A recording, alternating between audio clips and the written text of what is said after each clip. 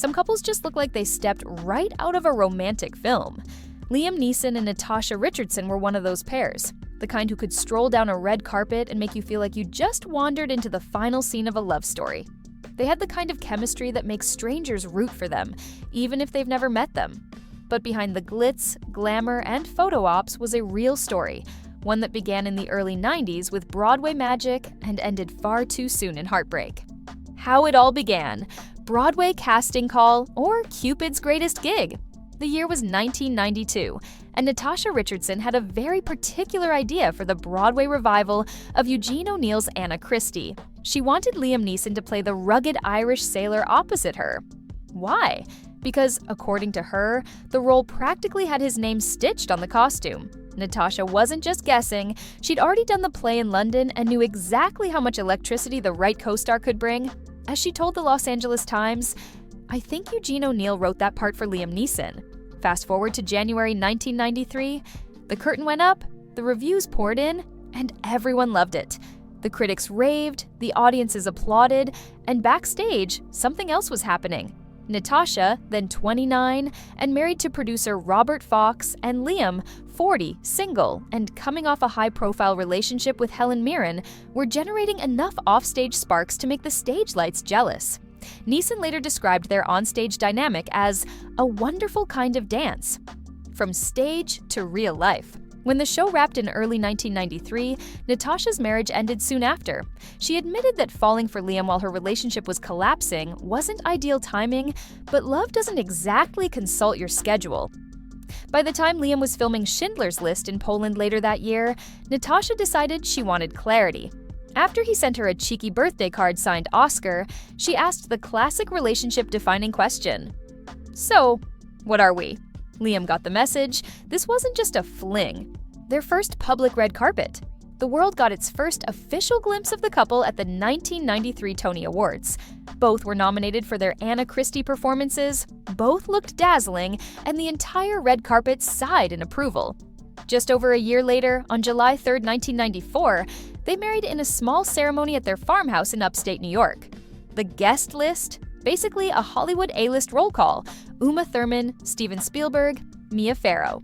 Natasha even pulled off the ultimate romantic surprise, secretly taking singing lessons so she could serenade Liam with Van Morrison's Crazy Love after the ceremony. Imagine thinking you're just heading to the reception buffet and suddenly your new wife is belting out a perfect love song. That's movie-level romance. Happily married and still working together. That same year, the couple appeared together in the film Nell.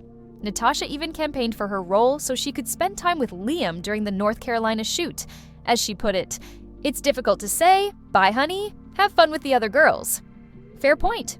In the years that followed, joy came in the form of their two sons, Michael, born in June 1995, and Daniel, born in August 1996. Natasha laughed about how quickly the second baby came along, joking that she'd just gotten her body and career back when, surprise, another bundle of joy. Still in step 10 years later. By 2002, nearly a decade after meeting, they were still walking hand in hand, literally, at the Tony Awards. It was the same stage where the public first saw them as a couple, and it seemed like their love story was only growing stronger. No one could have imagined how quickly it would all change. The day everything fell apart. In March 2009, Liam was filming in Toronto when Natasha decided to take a ski lesson at a nearby resort. It was a beginner's slope, nothing extreme, but partway down she fell. She wasn't wearing a helmet, and her head hit the packed snow. She brushed it off immediately, assuring everyone, including Liam, that she was fine. She even turned away medical help twice.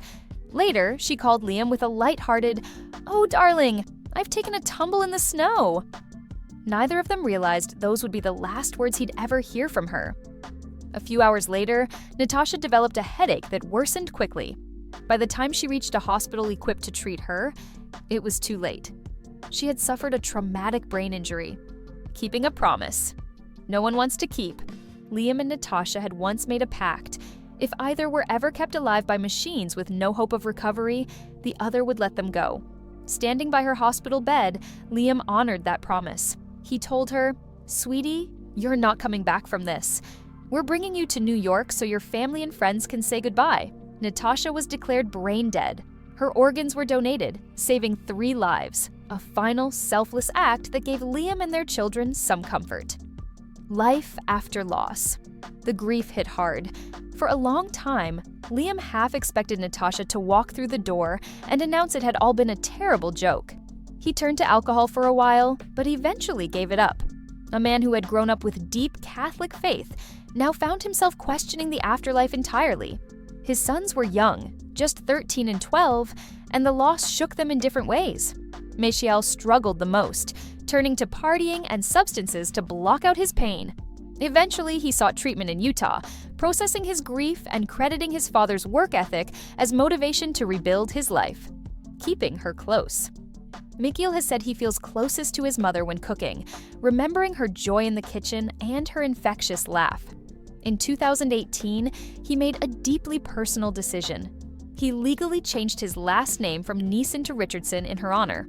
His grandmother, the legendary Vanessa Redgrave, called it a beautiful tribute to a remarkable actress. A love story that still echoes. More than a decade later, Liam still visits Natasha's grave regularly. In interviews, he has reflected on how she lived each day to the fullest, as if she somehow knew her time would be short. Their love story began with stage lights, carried on through film sets and red carpets, and ended far too soon. But it remains, even in grief, a reminder of how fiercely 2 people can love and how quickly life can change. Humorous. Footnote: if there's a lesson to be learned from their first meeting, it's this. If someone says a role was basically written for you, take it. You might just meet the love of your life, or at least end up with a Tony nomination. And that's the incredible, bittersweet love story of Liam Neeson and Natasha Richardson. If this story touched your heart, give this video a big thumbs up. It really helps the channel. Got thoughts or memories to share? Drop them in the comments below. I'd love to read them. Don't forget to subscribe and ring that bell so you never miss more stories like this. Thanks for watching, and remember, love big, live fully, and wear your helmet on the slopes.